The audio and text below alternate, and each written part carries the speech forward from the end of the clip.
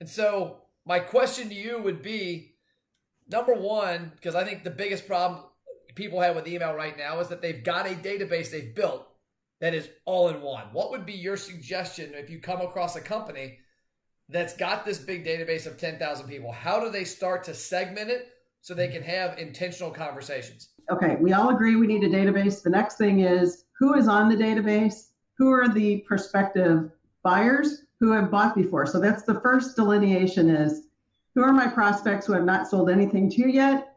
Who are my customers? I've sold them and I want to sell them again. Now, between those two audiences, obviously, if we have customers that we've sold something to, they've paid us money, they know, like, and trust us already, it's going to be far easier to sell those people something else or ask for a referral than it is to start from scratch with someone who has not spent any money with us yet. They're still cold, even if we warmed them up.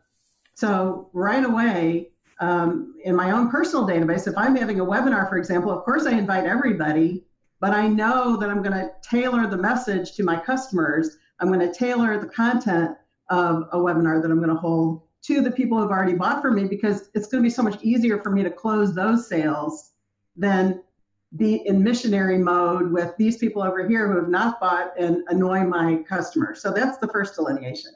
The next delineation is, I guess we should make a difference in for all your restaurant people or B2C people. There's not a whole lot of difference of what you're going to collect, but the next thing I always look for is what is the number one trigger in your business? So if I'm a restaurant, it's probably a birth date or an anniversary.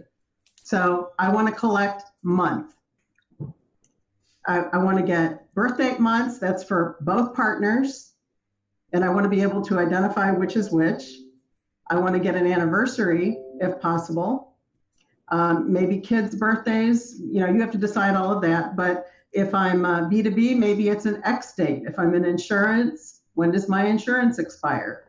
If it's, it could be last order date. There's always some kind of a date that is very critical to build a campaign around.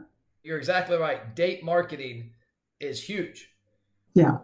And there's always a date in anybody's business, no matter what you're selling, a way for you to separate yourself from what everyone else is doing or not doing, really. Other things that you could sort by are product sales. So if somebody buys A, now you want to focus on selling them B, or maybe another A. But that's a good delineation. Online behavior, who maybe channels where somebody's more prone to engage with you on Facebook versus LinkedIn, opposite. Maybe they like email. Maybe they're going to respond, they're going to hit the reply button, but they're not going to pay attention to you on LinkedIn.